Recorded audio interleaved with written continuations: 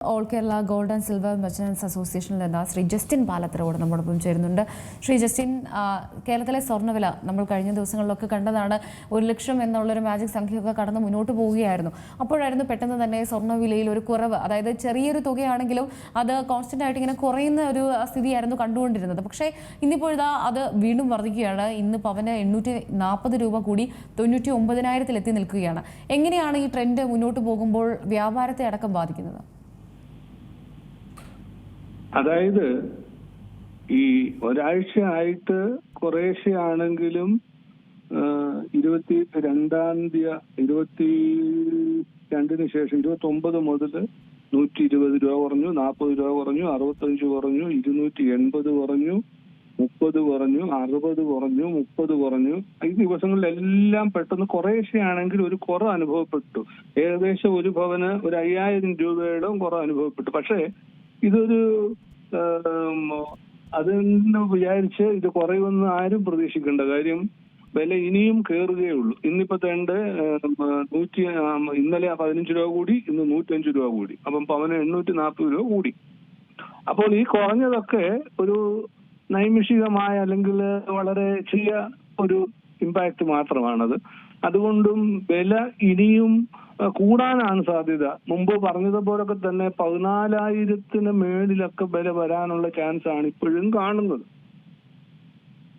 ഇപ്പോൾ വ്യാപാരത്തെ ബാധിച്ചിരിക്കുന്നത് ഈ പ്രധാനമായിട്ടും ആളുകളൊക്കെ വാങ്ങാൻ ഒരുപക്ഷെ ഈ ഒരു തുകയ്ക്കൊന്നും തന്നെ ആളുകൾ എത്താനുള്ള ചാൻസ് വളരെ കുറവാണ്. എങ്ങനെയാണ് ഇപ്പോൾ നിലവിൽ നിങ്ങൾക്ക് കച്ചവടം മുന്നോട്ട് പോകുന്നത്?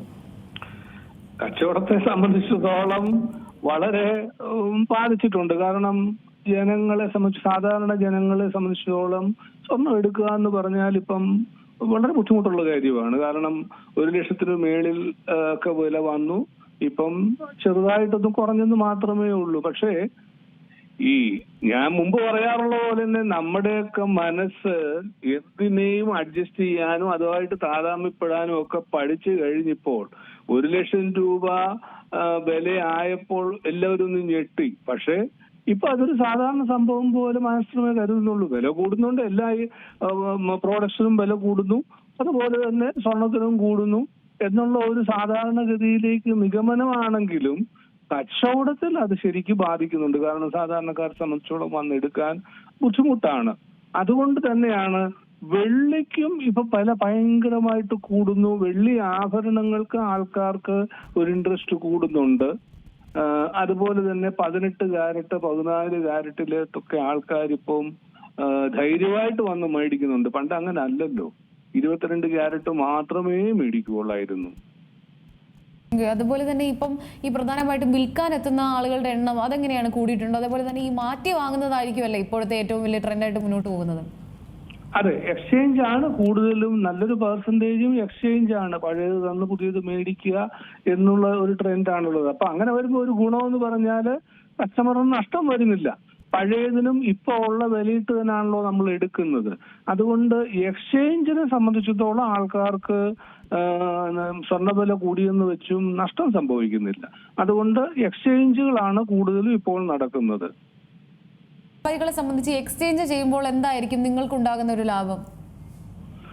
എക്സ്ചേഞ്ച് ചെയ്യുമ്പോൾ സത്യം പറഞ്ഞാൽ ഒരു പ്രോഡക്റ്റ്, ഒരു പവന്റെ ഒരു സാധനം അതായിട്ട് തന്നെ വിൽക്കുകയാണെങ്കിൽ, അതായത് പഴയത് തരാതെ ക്യാഷ് നിന്ന് എടുക്കുകയാണെങ്കിൽ ഞങ്ങൾക്ക് ലാഭം കൂടുതൽ അത് തന്നെയാണ്.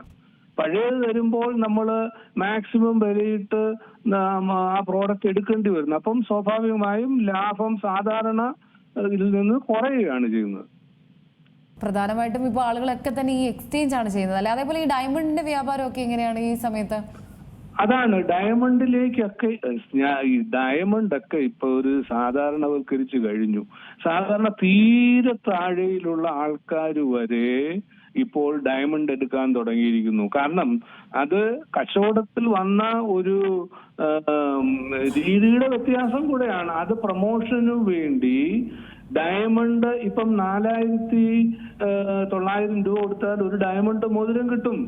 ഒരു സാധാരണക്കാരനെ സംബന്ധിച്ചിടത്തോളം 1 ഗ്രാം സ്വർണത്തിന്റെ ഒരു മോതിരമോ കമ്മലോ വാങ്ങി പ്രസന്റ് കൊടുക്കാനാണെങ്കിൽ ഇപ്പോഴത്തെ വില അനുസരിച്ച് 15,000 രൂപയാവും. കാരണം 5000 രൂപയ്ക്ക് ഒരു ഡയമണ്ട് റിങ് കിട്ടും, നല്ല പാക്കിങ്ങിൽ, നല്ല ഗിഫ്റ്റ്, ഗ്യാരണ്ടി കാർഡ് എല്ലാം കൂടി അടക്കം ഒരു ഭംഗിയായി ഒരാൾക്ക് കൊണ്ട് സമ്മാനം കൊടുക്കാൻ ഏറ്റവും നല്ല രീതിയിലേക്ക് കച്ചവടക്കാർ തന്നെ അതിനെ പ്രൊമോട്ട് ചെയ്തത് കൊണ്ട് ഡയമണ്ടും ഇപ്പൊ നല്ല രീതിയിൽ വലിയവരെന്നുള്ളതല്ല, പൈസ ഉള്ളവരെന്നുള്ളതല്ല, സാധാരണക്കാരനും ഇടത്തരക്കാരനും എല്ലാവരും ഇപ്പോൾ ഡയമണ്ട് മേടിക്കുന്നുണ്ട്, ഒരു പ്രശ്നവുമില്ല. അതേപോലെ ഈ സ്വർണ്ണ പണിക്കാരെ സംബന്ധിച്ചിടത്തോളം അവർക്കും വലിയൊരു ബുദ്ധിമുട്ട് നേർന്ന ഒരു സമയമാണല്ലോ. കാരണം ആളുകളൊന്നും തന്നെ ഈ പണിയിപ്പിക്കാനുള്ള സാധ്യതകൾ അത് വളരെ കുറവാണ്. അപ്പോൾ അവരുടെയൊക്കെ ഒരു ഉപജീവന മാർഗത്തിലടക്കമാണ് ഇത് ബാധിച്ചിരിക്കുന്നത്. തീർച്ചയായിട്ടും അതൊക്കെ എത്രയോ കാലങ്ങളായി, ഇപ്പോഴല്ല, കാലങ്ങളായി ഹോൾസെയിൽ രീതിയിൽ, അതായത് തൃശ്ശൂര്, കോഴിക്കോട്, മലപ്പുറം ഒക്കെ കോൺസെൻട്രേറ്റ് ചെയ്ത് വലിയ ഹോൾസെയിലേഴ്സ് ഉണ്ട്. ഒരാളുടെ കൂടെയൊക്കെ ഇരുന്ന് പണിയുന്നത് 10, 100, 200, 400 പേരും അവിടെ ഇരുന്ന് പണിയുകയാണ്. അപ്പോൾ കേരളത്തിന്റെ പല സ്ഥലങ്ങളിൽ നിന്നും ആൾക്കാർ ഈ പറയുന്ന സ്ഥലങ്ങളിലേക്ക് ചെന്ന് അവിടെ ഇരുന്ന് പണിത് പോകുന്നുണ്ട്. എങ്കിലും പൊതുവേ ഇന്ത്യയുടെ പല ഭാഗത്തു നിന്നും, ബോംബെ, കൽക്കട്ട, രാജസ്ഥാൻ, ബംഗാൾ തുടങ്ങിയ സ്ഥലങ്ങളിൽ നിന്നൊക്കെ സ്വർണം പണിത് ഹോൾസെയിലായി കേരളത്തിലേക്ക് വരുന്നത് കൊണ്ട് കേരളത്തിലെ സ്വർണ്ണപ്പണിക്കാരെ സംബന്ധിച്ചിടത്തോളം പണികളൊക്കെ കുറവായിട്ടുണ്ട്. അവരൊക്കെ സാധാരണ കൂലിപ്പണിക്കും മറ്റേ റബ്ബർ വെട്ടാനും പെയിന്റിങ്ങിനും ഒക്കെ തുടങ്ങിയ സാധാരണ പണികളിലോട്ടൊക്കെ മാറിപ്പോയി സ്വർണ്ണപ്പണിക്കാരെ സംബന്ധിച്ചോളം. ഇപ്പൊ ഞങ്ങളുടെ സ്വർണ്ണപ്പണിക്കാരെ സംബന്ധിച്ചോളം ഞങ്ങൾക്കൊക്കെ ഒരു കടകളിൽ 5, 6 പണിക്കാരും 8, 10 പണിക്കാരൊക്കെ ഉണ്ടായിരുന്ന കടകളിൽ ഇപ്പം പണിക്കാരൊന്നും ഇല്ല. വിളക്കാനോ പിടിക്കാനോ റിപ്പയർ ചെയ്യാനോ ഒക്കെ ഒരാള് മാത്രം കാണും. ബാക്കിയുള്ളവരൊക്കെ മറ്റുള്ള പണികൾ തേടി പോയി കഴിഞ്ഞു.